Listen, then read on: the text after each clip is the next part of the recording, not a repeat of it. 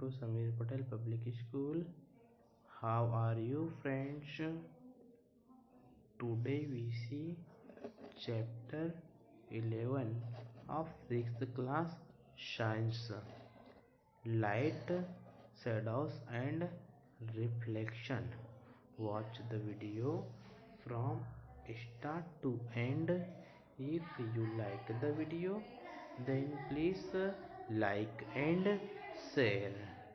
आइए हम chapter 11 light, shadows and reflection का सॉल्यूशन कर लेते हैं। ठीक है, लाइट मीन्स होता है प्रकाश, शेडोज मीन्स होता है छाया और प्रतिबिंब। ठीक है, प्रकाश, छाया और प्रतिबिंब। ठीक है, इसका फर्स्ट क्वेश्चन देखते हैं। Rearrange the boxes given below to make a sentence that help us understand opaque object। एक वाक्य बनाने के लिए नीचे दिए गए बॉक्सों को फिर से व्यवस्थित करें। ठीक है, हमें यहाँ पर जो बॉक्स गिवन है उन्हें हमें व्यवस्थित करना है, जो हमें अपारदर्शी वस्तुओं को समझने में मदद करते हैं। ठीक है, बॉक्स हमें अपारदर्शी जो वस्तु रहेगी उसको समझने में हमें मदद करेगी। Understand opaque object. ठीक है, अपारदर्शी वस्तुओं को समझने में मदद करेगी। ठीक है, यहाँ पर हमें दिया गया है OWASAKE OPAQ। ठीक है, नेक्स्ट बॉक्स देखते हैं UEO। नेक्स्ट देखते हैं C TSM SAHAD। अब हमको इन्हें व्यवस्थित क्रम में जमाना है। ठीक है, तो सबसे पहले हम राइट कर देंगे OPAQ। ठीक है, तो हमने यहाँ पर OPAQ राइट कर दिया है। उसके बाद हम देख लेते हैं UEO। ठीक है, इसके बाद OPQ का बाद में आ जाएगा UEO। ठीक है, उसके बाद में आ जाएगा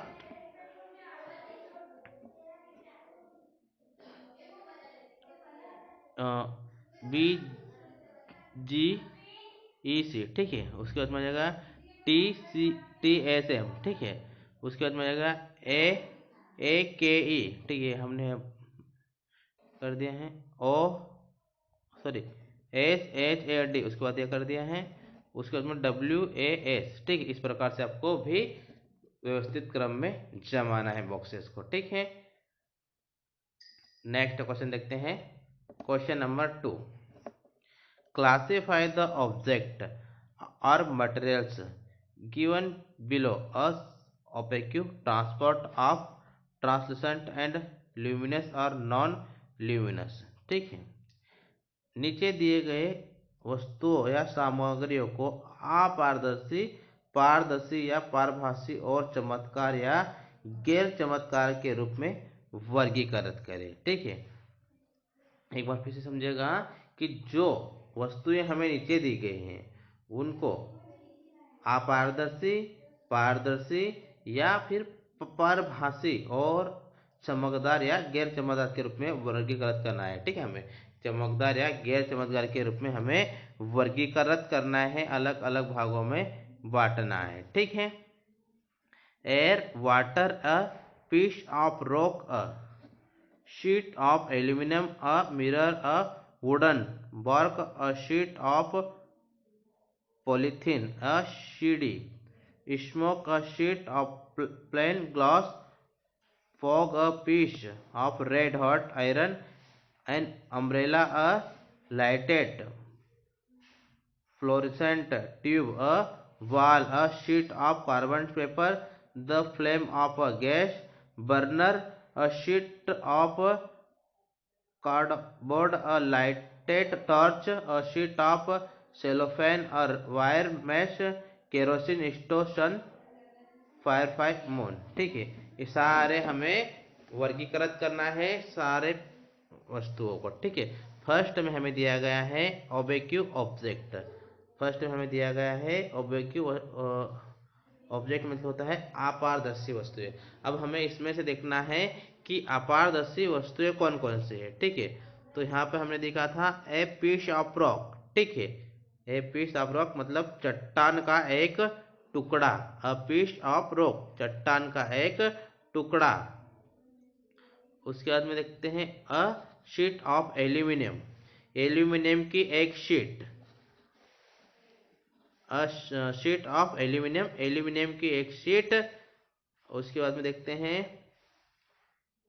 एल्यूमिनियम की एक शीट। अ मिरर एक कांच। ठीक, एक कांच। अ वुडन बोर्ड एक लकड़ी का बोर्ड। ठीक, एक वुडन एक लकड़ी का बोर्ड। अ सीढ़ी एक सीढ़ी। अ वॉल एक दीवार, वॉल मतलब मीन्स होता है दीवार। ठीक, एक wall means. A sheep of cardboard, cardboard की एक शीट। ठीक, एक कार्डबोर्ड की शीट। ठीक है, नेक्स्ट देखते हैं ट्रांसपेरेंट ऑब्जेक्ट। ट्रांसपेरेंट ऑब्जेक्ट मतलब होता है पारदर्शी वस्तुएं। पहले हमने अपारदर्शी वस्तुएं देखी थी, अब हम देख रहे हैं पारदर्शी वस्तुएं। ठीक है, पारदर्शी वस्तुएं में आ जाएगा air, water, sheet of plane glass. ठीक है, वायु, जल, समतल कांच की चादर, शीट ऑफ प्लेन ग्लास। ठीक है, समतल कांच की चादर। ठीक है, नेक्स्ट देखते हैं ट्रांसलूसेंट ऑब्जेक्ट।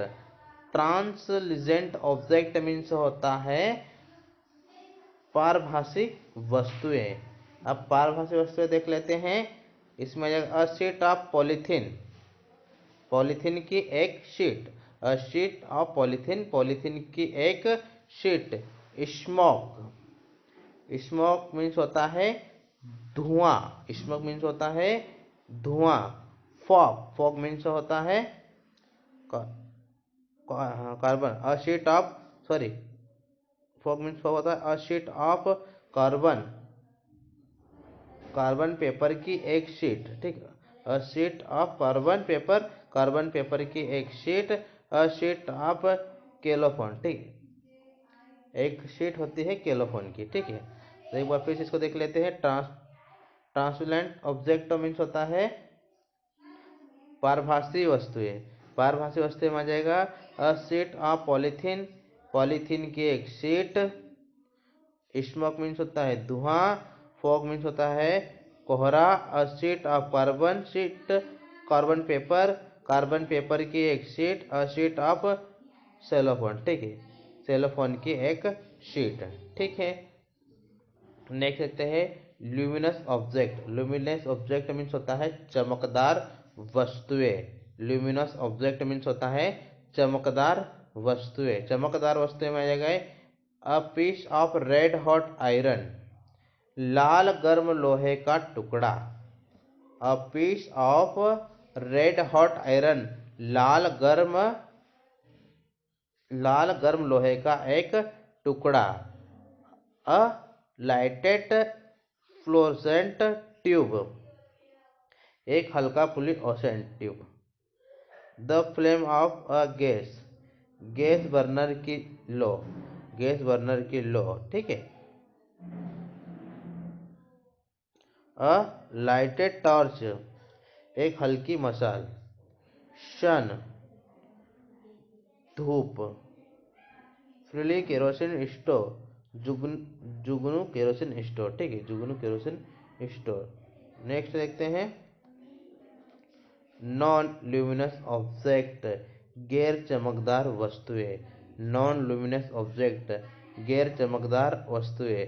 इसमें आ जाएगा an umbrella, a wire mesh moon, एक अम्ब्रेला, एक वायर मतलब एक तार की जाली। मून मीन्स होता है चंद्रमा। ठीक है,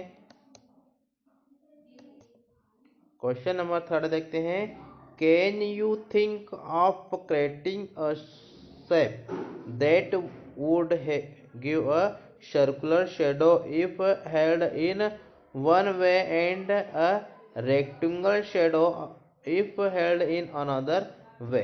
क्वेश्चन नंबर थर्ड में बताया गया है क्या आप एक ऐसा आकार बनाते हैं? Can you think of creating a shape? क्या आप ऐसा आकार बनाने के बारे में सोच सकते हैं जो एक तरह से गोलाकार छाया दे?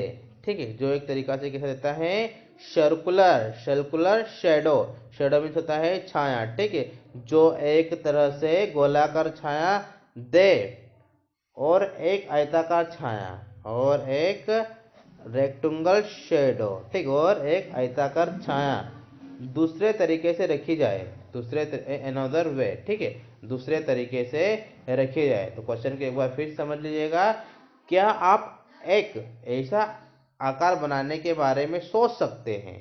क्या आप एक ऐसा आकार बनाने के बारे में सोच सकते हैं जो एक तरह से गोलाकार छाया दे और एक आयताकार छाया दे? एक तरफ से कैसा देता है? गोलाकार छाया, और एक आयताकार छाया। यदि दूसरे तरीके से रखे जाए तो, अगर यदि हम दूसरे तरीके से रखे जाए तो देखते हैं इसका आंसर। यस, हाँ, we can think of creating a shape that would give a circular shadow held in one way and a rectangular shadow of held in another way.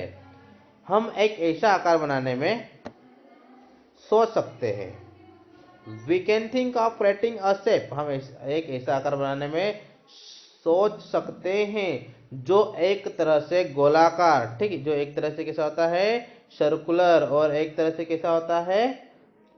जो एक तरीका से गोलाकार दे और दूसरे तरीके से आयोजित आयताकार छाया, और दूसरे तरीके से आयोजित आयताकार छाया देता है। ठीक है, जो कि यहाँ पे हमें डायग्राम में दिखाया गया है। ठीक है, जो हमें यहाँ पर डायग्राम में दिखाया गया, आपको नोट डाउन कर लेना है कॉपी में। ठीक है, नेक्स्ट क्वेश्चन देखते हैं। Question number 4, in A completely dark room, if you hold up a mirror in front of you, will you see a reflection of yourself in the mirror?